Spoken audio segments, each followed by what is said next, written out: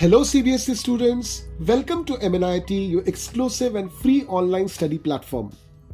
आज से हम शुरू करने वाले हैं एक नया सीरीज ऑफ वीडियोस ज्योग्राफी पे जो क्लास 6 के लिए है और इसके लिए हम रेफर कर रहे हैं दी अर्थ आवर हैबिटेट नाम की जो बुक है उसको जो पब्लिश की है एनसीईआरटी ने सीबीएसई करिकुलम के लिए. So let us first understand what exactly is geography. So geography is defined as the study of places and relationships between people and their environment. यानी ये एक ऐसी स्टडी है जो जगहों के बारे में है, उस जगह पे जो लोग रहते हैं वहाँ के लोग किस तरह से अपने आसपास के एनवायरनमेंट के साथ इंटरैक्ट करते हैं, क्या रिलेशनशिप है उनका उस एनवायरनमेंट के साथ. तो ये सभी चीज़ों को जो स्टडी करता है उसको हम बोलते हैं ज्योग्राफी. तो आपका जो सिलेबस है दैट इज रैशनलाइज्ड फॉर 2023-24 और इसमें हम मेनली स्टडी करने वाले हैं दो चीज़ें. First is we are going to study about our planet earth and secondly we are going to see some information about our country India. तो चलिए आज का सेशन हम स्टार्ट करते हैं. आज हम लोग पार्ट 1 ऑफ चैप्टर 1 करेंगे. हमारे चैप्टर का नाम है दी अर्थ इन द सोलर सिस्टम और आज का टॉपिक है इंट्रोडक्शन. तो कभी क्या आपने खुले आसमान को रात में कभी देखा है? अगर आपने खुले आसमान पे नजर रखी रात को तो आपको बहुत सारे तारे मिल जाएंगे, आपको एक बहुत चमकीला एक चीज मिल जाएगा आसमान में जिसको हम लोग बोलते हैं चांद या मून. सवाल ये उठता है रात को तो हमको तारे और चांद दिख जाता है, मगर जैसे सूरज निकलता है या फिर दिन निकलता है तो ये चांद और ये तारे कहाँ चले जाते हैं? वापस उस रात को तो हमको ये तारे और ये चांद दिख जाते हैं. तो ये ऐसा क्यों है कि दिन के समय ये नहीं दिखते और रात के समय ये दिखते हैं? ये एक बहुत ही इंपॉर्टेंट क्वेश्चन है. साथ ही आपने ये भी नोटिस किया होगा कि दो बहुत ही पॉपुलरली यूज्ड वर्ड्स हैं, एक है अमावस्या, एक है पूर्णिमा. पूर्णिमा के रात को क्या होता है कि चांद जो होता है वो पूरा निकल के आता है और अमावस्या की रात को हमको चांद दिखता ही नहीं है. और अगर आपने ध्यान से नोटिस किया है तो पूर्णिमा और अमावस्या हर 15 दिन बाद रिपीट होता रहता है. तो ये सब होता क्यों है? हमारे आसपास ये सभी चीजें क्या है? ये सारी चीजें क्या हो रही हैं? इनको हम बोलेंगे नेचुरल फेनोमेना, क्योंकि ये नेचुरली हो रहा है. फेनोमेना का मतलब है ऐसी चीजें जो घटती हैं. तो नेचुरली ये चीजें घट रही हैं, नेचुरल घटनाएं हैं. तो आइए समझते हैं दिस एंटायर नेचुरल फेनोमेना. तो इस नेचुरल फेनोमेना को समझने के लिए हमको ये जानना पड़ेगा कि हमको ये नेचुरल फेनोमेना के बारे में बताता कौन है.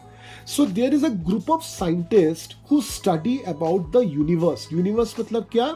जो कुछ भी आपको आपकी खाली आंखों से दिख रहा है, जो कुछ भी आपको टेलीस्कोप से दिखता है या जो चीजें आपको टेलीस्कोप से भी नहीं दिखती, टेलीस्कोप के भी परे हैं, ये सभी की सभी चीजें जो है यूनिवर्स के अंदर आती हैं. तो जो लोग हमें यूनिवर्स के बारे में बताते हैं, जो लोग या फिर यूं कहें कि जो साइंटिस्ट्स यूनिवर्स के बारे में स्टडी करते हैं उनको हम लोग बोलते हैं कॉस्मोलॉजिस्ट्स. तो कॉस्मोलॉजिस्ट्स ने हमको बताया है हमारे यूनिवर्स के बारे में. एक बेल्जियन कॉस्मोलॉजिस्ट थे, उनका नाम है जॉर्ज लेमेटियर. उन्होंने 1931 में एक हमको आंसर या फिर यूं कहें कि एक हमको थियोरी या एक हमको आइडिया दिया जिसका नाम है बिग बैंग थियोरी. और इस आइडिया के जरिए या फिर इस थियोरी के जरिए उन्होंने हमको क्या समझाया कि यूनिवर्स आखिर शायद बना कैसे होगा. देखिए एग्जैक्टली तो किसी को नहीं पता कि यूनिवर्स कैसे बना है, तो हम लोग अंदाजा ही लगा सकते हैं. तो उन्होंने भी ये अंदाजा लगाया और इस अंदाजे के बेसिस पे ही बिग बैंग थ्योरी बेस्ड है. और इस थ्योरी को आज तक हम सबसे popular theory of creation of universe देखते हैं. तो ये बिग बैंग थ्योरी आखिर है क्या? According to big bang theory some 13.8 billion years ago ये यूनिवर्स का जितना भी मैटर था ना वो सब कुछ सिमट कर एक डॉट पे था.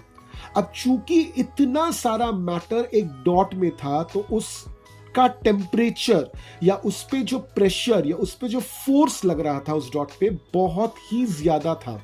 जिसके मारे ये डॉट जो है एक्सप्लोड कर जाता है, फट जाता है। And due to this explosion, everything that the dot was made of got scattered and flew apart at a very very high speed. तो उस डॉट में जो भी मैटर था इस एक्सप्लोजन के वजह से फट गया।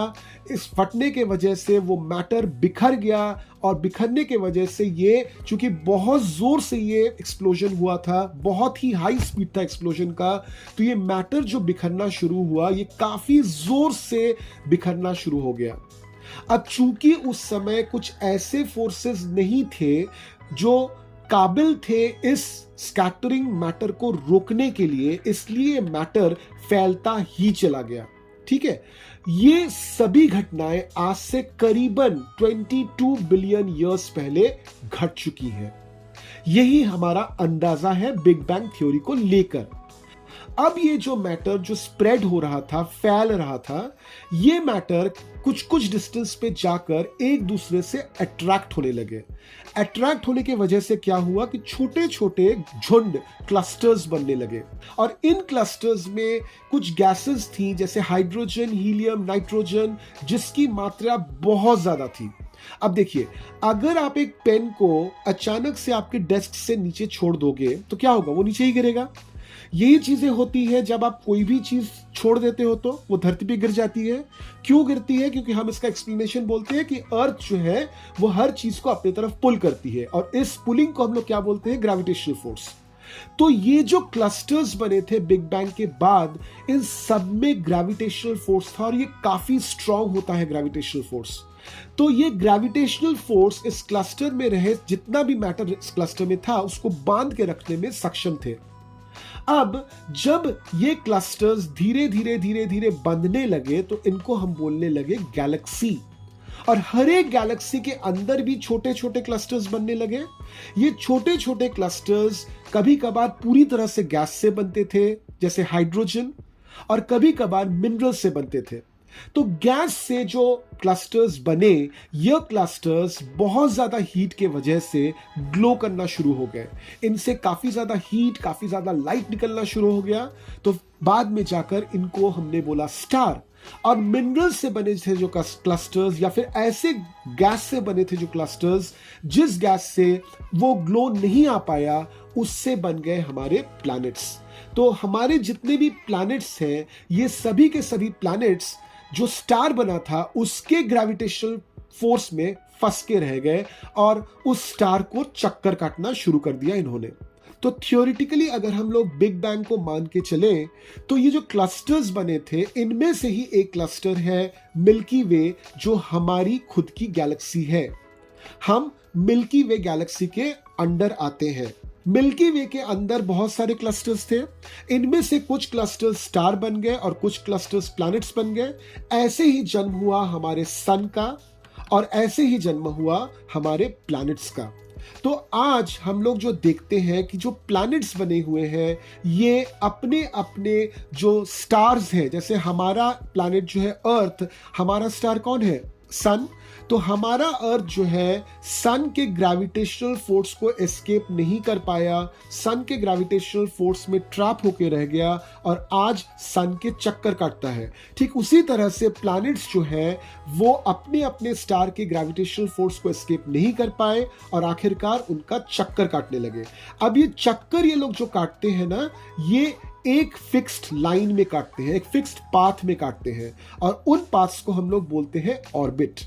और कभी कभार ऐसा भी हुआ कि प्लैनेट के इर्द गिर्द कुछ छोटे छोटे पार्टिकल्स या छोटे छोटे सब प्लैनेट्स घूमने लगे, जिनको बाद में जाकर हमने बोला नेचुरल सैटेलाइट। जैसे मून हमारा नेचुरल सैटेलाइट है। रात के वक्त जब हम लोग आकाश की तरफ देखते हैं तो हमको बहुत सारे तारे नजर आते हैं, हमको मून नजर आता है, दिन के समय हमको सन नजर आता है। इन सभी चीजों को हम लोग बोलते हैं क्या? Celestial body. Majority of the celestial bodies जो है वो गैसेस से बने हैं। हाँ, कुछ ऐसे भी सेलेस्टियल बॉडीज हैं जो गैसेस से नहीं बने हैं, जैसे बहुत सारे प्लैनेट्स हमको दिख जाएंगे जिन पे सॉलिड सरफेस भी होता है। तो रात को हमको बहुत सारे तारे दिख जाते हैं, ठीक उसी तरह से जैसे हमारा सबसे करीबी तारा क्या है? सन है। Now, what is the difference between sun and those stars? The difference is since sun is so close to us, उसकी लाइट हमको मिलती है, हीट हमको मिलती है, तो हमको वो बहुत ब्राइट नजर आता है। और बाकी जितने भी तारे हम रात को देखते हैं ना, ये हमसे काफी दूर हैं, इसलिए काफी छोटे नजर आते हैं और हमको देखकर लगता है कि वो सभी के सभी ठंडे हैं, मगर कोई भी ठंडा नहीं है। उनमें से कुछ एक स्टार्स ऐसे हैं जो सन के साइज के बराबर हैं, कुछ हो सकता है कि सन से छोटे हैं, जबकि मेजॉरिटी ऑफ द स्टार्स जो है वो तो सन से बड़े ही होते हैं। अब आपने नोटिस किया होगा कि तारों की जो रोशनी है ना, वो हम तक टिमटिमाते हुए पहुंचती है। बचपन में हमने एक नर्सरी राइम भी सीखा था, ट्विंकल ट्विंकल लिटिल स्टार। तो व्हाई डू स्टार्स ट्विंकल? अगर स्टार्स इस सूरज के जैसे ही हैं, तो सूरज तो ट्विंकल करता नहीं है, तो स्टार्स ट्विंकल क्यों करते हैं? इसका सबसे इंपॉर्टेंट रीजन है अर्थ का एटमॉस्फेयर। अर्थ का जो एटमॉस्फेयर है ना, वो काफी थिक है, काफी डेंस है, और इसमें बहुत सारे लेयर्स हैं और हर एक लेयर की डेंसिटी अलग अलग है। तो जब इन तारों की रोशनी हम तक पहुंचती है और इन लेयर्स से गुजर के हम तक पहुंचती है, तो ये लाइट जो है वो बेंड हो जाती है। तो चूंकि ये लाइट हमारे आंखों तक बेंड होते हुए पहुंच रही है, तो इसलिए हमको तारे जो है टिमटिमाते हुए नजर आते हैं या ट्विंकल करते हुए नजर आते हैं। अगर हम लेटेस्ट साइंटिफिक फाइंडिंग और एस्टिमेशन की बात करें, तो हमारे मिल्की वे में ही करीबन 100 बिलियन स्टार्स हैं, जबकि हमारे नोटिसेबल यूनिवर्स यानी कि जो यूनिवर्स हमको दिखता है, उसमें करीबन 200 बिलियन ट्रिलियन स्टार्स हैं। 1 बिलियन ट्रिलियन का मतलब 1 फॉलोड बाय 21 जीरोस। अब अगर हम बात करें पूरे यूनिवर्स की, यानी कि जो हमको दिखता है और जो हमको आज तक नहीं दिखा है, जो बियॉन्ड आवर आईसाइट है, अगर पूरे यूनिवर्स की बात करें तो एक एस्टिमेट बताता है कि पूरे यूनिवर्स में करीबन 700 क्विंटिलियन स्टार्स हैं। क्विंटिलियन का मतलब है 1 फॉलोड बाय 18 जीरोस। यूनिवर्स के बारे में तो हम हमेशा से ही जानना चाहते थे, मगर यूनिवर्स को प्रॉपरली हमने जानना शुरू किया जब से टेलीस्कोप का आविष्कार हुआ 1609 में। तो 1609 में टेलीस्कोप का आविष्कार किया गैलीलियो गैलीली ने। इवन हमारे प्री हिस्टोरिक पीपल्स ने भी नाइट स्काई की तरफ देखा था और इन तारों को देखकर बहुत सारे पैटर्न्स, बहुत सारे डिजाइन्स उन्होंने निकाले थे। तो ये पैटर्न्स आज भी हम फॉलो करते हैं और इन पैटर्न्स ऑफ स्टार्स को हम लोग बोलते हैं कॉन्स्टलेशन। एक बहुत ही फेमस कॉन्स्टलेशन है अर्सा मेजर, जिसको हम लोग ग्रेट बियर या फिर सप्तर्षि कॉन्स्टलेशन भी कहते हैं। ये एक 7 तारों का झुंड है और इसको बहुत आसानी से हम नाइट स्काई में आइडेंटिफाई भी कर पाते हैं। सबसे पहला मेंशन ऑफ नॉलेज ऑफ कंस्टलेशंस किया गया था ऋग्वेद में, आज से करीबन 4000 साल पहले, यानी कि 2000 बीसी में। क्या आपने कभी सोचा है कि पुराने लोग डायरेक्शंस या दिशाओं का अनुमान कैसे लगाते थे? दिन के समय तो कोई प्रॉब्लम नहीं होता था, क्योंकि उस समय सूरज रहता था, तो सूरज के पोजीशन को देखकर आसानी से डायरेक्शन का अंदाजा लगाया जा सकता है। तो रात के समय डायरेक्शंस खोज निकालने के लिए पुराने लोगों ने एक आइडिया निकाला था, और वो है पोल स्टार। वैसे ये पोल स्टार है क्या? पोल स्टार एक बहुत ही ब्राइट स्टार है जो उर्सा माइनर नाम का कॉन्स्टलेशन है वहां पर है, और ये धरती से आसानी से दिख जाता है। और जब इसको हम धरती से देखते हैं ना, तो हमको इसका जो पोजीशन है कभी भी चेंज होता हुआ नहीं दिखता। ये जो पोल स्टार है, ये धरती से 2781 और उसके बाद 12 जीरो लगाइए, इतने किलोमीटर्स दूर पे है। तो चूंकि ये इतना दूर पे है और इसका मूविंग पैटर्न, जिस तरह से ये मूव करता है, अर्थ जिस तरह से मूव करता है, ऑलमोस्ट सेम है, इसलिए हमको ये तारा हमेशा फिक्स्ड दिखता है। इस तारे को हम हिंदी में बोलते हैं ध्रुव तारा, और ये तारा हमेशा हमको नॉर्दर्न स्काई में दिखता है, exactly above the north pole. Planets की खुद की कोई रोशनी नहीं होती। प्लैनेट्स तभी दिखते हैं जब उनका जो करीबी सितारा है या स्टार है, उसकी रोशनी उस प्लैनेट पे पड़ती है। अदरवाइज प्लैनेट को खोज निकालना इस डार्क यूनिवर्स में बहुत ही ज्यादा टफ है। अब ये प्लैनेट वर्ड जो है, ये एक ग्रीक वर्ड है प्लैनेटाई, जिसका मतलब है वॉन्डरर। वॉन्डरर मतलब जो भटकता रहता है, उससे ये वर्ड लिया गया है। तो आई होप सो मैंने आपको समझा दिया बहुत ही सिंपल लैंग्वेज में कि ये यूनिवर्स कैसे बना, और आज जिस यूनिवर्स को हम पहचानते हैं वो यूनिवर्स किस तरह से एग्जिस्टेंस में आया। मगर अब भी हमने सेशन के स्टार्ट में आए हुए क्वेश्चन का जवाब नहीं दिया है, और वो है कि रात के समय जो चांद तारे आपको दिख जाते हैं, दिन के समय ये कहां छिप जाते हैं।